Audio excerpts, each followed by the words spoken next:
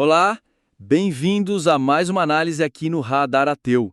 Hoje a gente dá uma olhada em trechos de um trabalho que eh, critica a fé religiosa, sabe? Ligando ela à irracionalidade, violência, enfim, usando exemplos históricos e atuais. Vamos direto ao ponto. Isso. E olha, já começando, um ponto que saltou aos olhos. A argumentação principal, essa que liga a fé diretamente à violência, ela poderia ser, assim, mais forte se explorasse melhor os outros fatores que entram na equação, sabe? Interessante você começar por aí, porque, de fato, o material traz exemplos bem fortes, né? Homens-bomba, nossa, Inquisição, os conflitos na Índia entre hindus e muçulmanos e, nossa, uma lista enorme de outros casos, né? Exato, exemplos não faltam, mas a questão é que a análise muitas vezes parece que isola a fé, tipo, como se ela fosse a única coisa movendo tudo aquilo. Sim. E os fatores políticos, econômicos, sociais, eles até são mencionados, né? Mas ficam meio secundários, quase como um detalhe. Pois é. Tipo quando se fala da estagnação no mundo árabe, ou mesmo quando o autor admite que geralmente se pensa em motivos políticos para homens-bomba, mas ele discorda. Uhum. Essa forma de isolar a fé pode deixar o argumento um pouco frágil, sabe? Pega o exemplo da refutação da análise do Chomsky sobre o bombardeio lá da fábrica Al-Shifa. Ah, sim. Logicamente, diferenciar intenção e resultado faz sentido, claro, mas ao focar só nisso, corre o risco de parecer que está diminuindo o impacto de como essas ações do Ocidente são percebidas lá, né? Entendo. Como um gatilho para o ressentimento, que é um ponto que os críticos sempre levantam. Exatamente. Não é só a intenção de quem fez, mas como aquilo ecoa, como é interpretado no contexto real das pessoas. Certo. Então, qual seria a sugestão para fortalecer essa parte? Para não parecer simplista. Olha, a ideia seria integrar mais, sabe? Mostrar como a fé interage com essas outras forças, ou até como ela é usada, instrumentalizada mesmo, por essas dinâmicas de poder, pelas questões sociais, econômicas, pelos ressentimentos históricos. Mostrar a teia, né?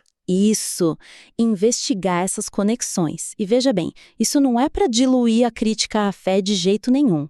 Pelo contrário, pode até reforçar, mostrando como ela se torna talvez especialmente perigosa quando misturada com esses outros ingredientes. O argumento fica mais pé no chão, mais difícil de derrubar. Faz todo sentido. E como a gente veria isso no texto, assim, na prática? Daria para dar exemplos? Risco nuclear entre Índia e Paquistão.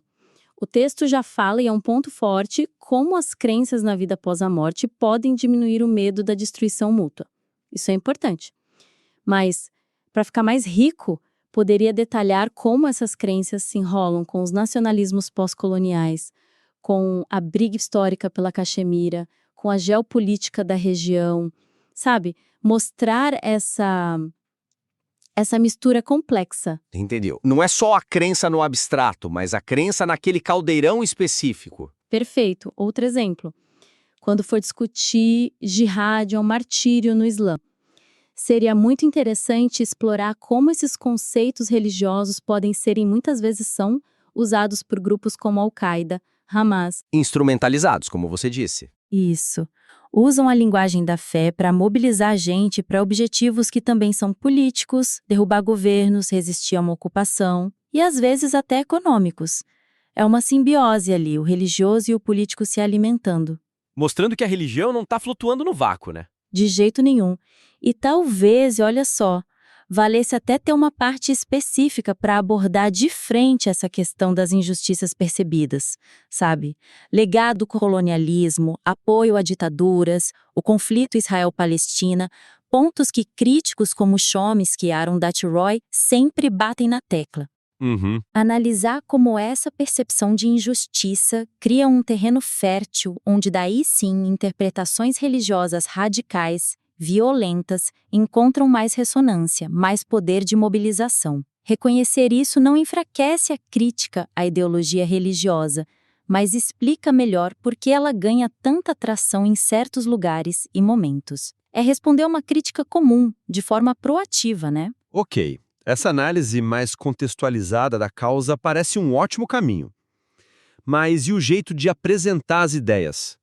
Eu notei que o tom é bem assertivo, né? Às vezes quase combativo. Sim. E aí a gente chega no segundo ponto importante. Esse tom muito assertivo e às vezes generalizante, embora a gente entenda que venha de uma sensação de urgência, né? Ele pode acabar limitando o alcance do material. Pode ter um efeito contrário ao desejado com certos públicos. É verdade. A linguagem é forte. Fala em bilhões quase perfeitamente intoxicados por mitos. Gente acreditando no que nenhuma pessoa sã poderia acreditar sozinha. Usa termos como crenças sugestivas de doença mental, absolutamente loucas. Isso pode soar bem agressivo, né? Demais. E a crítica aos religiosos moderados é particularmente dura. Você leu lá. Produto da ignorância escritural, uma falha fundamentalista, uma capitulação que não ajuda contra o extremismo. Nossa, pesado. E aí que tá o risco estratégico, sabe? Usando termos tão categóricos e que soam ofensivos para muita gente, o autor pode acabar afastando justamente quem poderia ser um aliado na crítica ao fundamentalismo, os próprios moderados. É como queimar a ponte, né? Exato. E as generalizações sobre o Islã também são fortes. Representam um perigo único. A maioria dos muçulmanos parece ser fundamentalista, um oceano de irracionalidade muçulmana. Mesmo que depois reconheça que existem muçulmanos racionais, o impacto daquelas primeiras frases é bem negativo. E as comparações diretas com loucura, psicose, mesmo que seja uma metáfora, isso pega mal, né? Pode ser visto como ataque pessoal ad hominem. Com certeza. Desvia o foco do argumento para uma reação de defesa. O leitor que se sente atacado pessoalmente, ele fecha os ouvidos, né? Não vai prestar atenção na substância da crítica. E aí, qual a sugestão? Suavizar tudo? Não é suavizar a crítica em si, mas modular o tom, sabe? Especialmente em partes-chave. O foco poderia ser mais preciso. Criticar as doutrinas específicas que são problemáticas, as ações que derivam delas, em vez de fazer julgamentos assim tão abrangentes sobre a saúde mental ou o caráter de bilhões de pessoas. E reconhecer mais abertamente, talvez até com mais generosidade, a diversidade dentro das religiões, a complexidade que é ser um moderado, mesmo que seja para criticar essa posição em seguida. Isso poderia abrir mais portas para o diálogo e, no fim, para a persuasão. Entendi. E na prática, como seria essa modulação? Menos adjetivo forte, mais análise focada? Exatamente. Por exemplo, ao criticar a moderação, em vez de dizer que eles traem a fé e a razão igualmente, que é uma frase de efeito, mas que fecha portas, talvez fosse mais produtivo analisar como a dificuldade ou a falta de vontade de muitos moderados em criticar abertamente certos dogmas da própria fé pode, sem querer, acabar dando uma cobertura ou falhando em frear o extremismo que nasce da mesma raiz. A crítica continua forte, mas é mais analítica, menos tapa na cara. Entendi. Foca no mecanismo, não num julgamento moral direto da pessoa. Isso, ou ao discutir o Islã.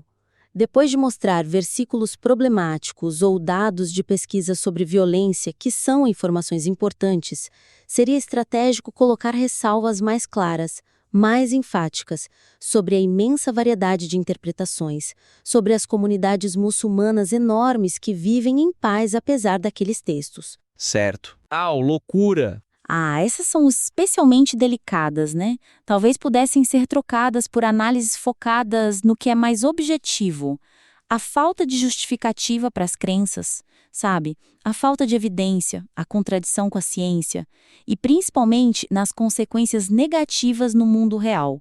Violência, intolerância, políticas ruins baseadas em dogma. Mantém a força do argumento, mas com base racional e ética. Exato. Sem parecer um diagnóstico psicológico de sofá que soa mais como insulto do que análise séria. O objetivo é convencer pela razão, não afastar pela retórica agressiva, né? Perfeito. Então falamos da nuance na causa da violência e da modulação do tom para ser mais persuasivo. Tem um terceiro ponto importante que você viu. Sim. Um último ponto, mas olha, fundamental. A discussão sobre o quê? O que colocar no lugar da religião organizada? O material até fala de espiritualidade sem dogma, ética secular, razão, mas essa parte poderia ser bem mais desenvolvida, sabe? Para oferecer um caminho para o futuro que seja mais concreto e, vamos ser sinceros, mais atraente para quem busca alternativas. Eu senti isso também. O texto é ótimo em demolir as pretensões da religião em várias áreas, ética, conhecimento, coesão social, e aponta para razão, ciência, espiritualidade livre. Mas fica meio no ar, né? Parece mais ideia abstrata do que proposta prática. Pois é, a analogia da química substituindo a alquimia é boa, mas quando fala da necessidade de inovação radical em ética e espiritualidade, ou menciona meditação, experiências místicas, falta um pouco de carne no osso. Como isso funciona no dia a dia das pessoas das comunidades. Exato. E aquela parte final sobre consciência, misticismo, é super interessante. Essa ideia de transcender o eu sem precisar de dogma. Mas para muita gente que está preocupada com, mas como a gente constrói uma sociedade ética agora, sem religião? Essa discussão pode parecer meio distante, talvez. Ou até meio esotérica demais, com as referências ao budismo, o hinduísmo. Não parece uma solução plug and play para todo mundo, né? Exatamente. E a ideia do governo mundial como solução para os conflitos é apresentada como lógica, mas logo depois o próprio texto diz que é algo muito distante, talvez inviável. Isso deixa uma sensação de vazio, tipo, ok, a religião é um problemão, mas e aí? Não temos soluções práticas na mão. Fica um vácuo, né? Um vácuo. Então, a sugestão aqui seria dedicar mais espaço, mais detalhe para mostrar como comunidades e estruturas seculares podem cultivar, e muitas já cultivam, né, a tal da coesão social, valores éticos compartilhados e até aquelas experiências de transcendência, de significado, de conexão que as pessoas buscam, tudo isso sem depender de dogma sobrenatural. Detalhar mais o lado prático da ética secular, por exemplo. Isso. Detalhar de forma mais pragmática como uma ética baseada na razão, na empatia, na análise das consequências, focar em aumentar a felicidade e diminuir o sofrimento, como o texto até sugere, pode ser fundamentada, ensinada e principalmente vivida na prática. E como seria essa elaboração? Que tipo de exemplos poderiam entrar aí? Poderia mostrar exemplos concretos de movimentos humanistas seculares que já existem e funcionam, organizações que promovem ética, pensamento crítico, ou mesmo comunidades que se formam em torno de interesses comuns, ciência, arte, filosofia, trabalho voluntário e que criam laços fortes, senso de propósito coletivo, sem precisar de base religiosa. Mostrar que não é só teoria, já está rolando. Explorar modelos que já existem e funcionam. Sim. E também, discutir mais a fundo como a gente pode derivar princípios éticos da observação do bem-estar, seja humano ou animal, o ponto que o texto toca ao falar de consciência e sofrimento. Talvez explorar de um jeito acessível sistemas éticos seculares. Consequencialismo, focar nas consequências das ações. Ética das virtudes, focar no caráter. Mostrar que existem guias morais robustos fora da religião. E a parte da espiritualidade, transcendência que você mencionou, que podia soar esotérica. Em vez de focar quase só no misticismo oriental, que para alguns pode ser uma barreira, seria legal conectar mais com práticas contemplativas seculares, tipo mindfulness, que já foi super adaptada para contextos não religiosos. Ou até revisitar tradições filosóficas aqui do Ocidente mesmo, que focam no bem-estar, na serenidade. Pensa num estoicismo, num epicurismo, repaginado para o século XXI. Mostrar que tem um cardápio variado de opções seculares para essas buscas humanas mais profundas por significado, paz, conexão, sem exigir crença no sobrenatural. Entendi, oferecer um leque maior de opções seculares. E para soluções de conflitos globais, em vez do salto para o governo mundial? Talvez explorar caminhos mais incrementais, mais realistas por agora, né? Coisas como fortalecer leis e instituições internacionais que a gente já tem, promover mais educação intercultural focada em pensamento crítico para dar uma vacinada contra o tribalismo e até apoiar movimentos reformistas dentro das próprias religiões, aqueles que buscam reinterpretar seus textos de forma mais pacífica, mais humanista. Passos mais concretos, então. Isso, mostrar que tem passos que podem ser dados agora, mesmo que a solução final pareça distante. A ideia é oferecer não só a crítica demolidora, que é importante, mas também um horizonte de possibilidades que seja mais tangível, mais esperançoso, talvez. Excelente. Acho que esses 3 eixos, a nuance na causa, o tom e o desenvolvimento das alternativas, dão um caminho bem claro para fortalecer o impacto do material, né? Exato. Recapitulando rapidinho. Primeiro, a análise ficaria mais forte detalhando melhor como a fé interage com fatores políticos, sociais, econômicos na violência, superando a visão de causa única. Certo. Segundo, ajustar o tom, focar a crítica nas doutrinas e ações, evitar generalização e linguagem que soe como ataque pessoal, para ampliar o poder de persuasão. Uhum. E terceiro, aprofundar a discussão das alternativas seculares. Mostrar exemplos concretos de como ética, comunidade e significado podem florescer fora da religião, oferecendo um contraponto positivo. E as sugestões práticas, então, são incorporar análises de contexto mais ricas ao falar de violência e fé, refinar a linguagem para ser afiada, mas analítica, não generalizante, e detalhar exemplos que funcionam de ética, comunidades e práticas seculares que atendam às necessidades humanas. Exatamente, são caminhos que podem deixar um argumento que já é forte ainda mais sólido e, quem sabe, mais influente. A gente convida quem enviou este material a pensar nessas sugestões e, se achar que faz sentido, mandar para a gente uma versão revisada. Seria ótimo continuar essa conversa e ver como essas ideias podem ser aplicadas na prática.